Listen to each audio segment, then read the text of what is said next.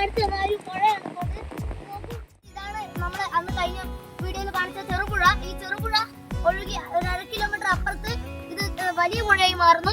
വലിയ പുഴയായി മാറുന്നതോടൊപ്പം തന്നെ ഇത് ഒഴുകി പനമരം പുഴയും മാനന്തവാടി പുഴയും കൂടെ ഒരുമിച്ച് ചേരുന്ന കൂടൽകടവ് പുഴ ഡാമിലൂടെ ഒഴുകി കർണാടകത്തിലെത്തുന്നു.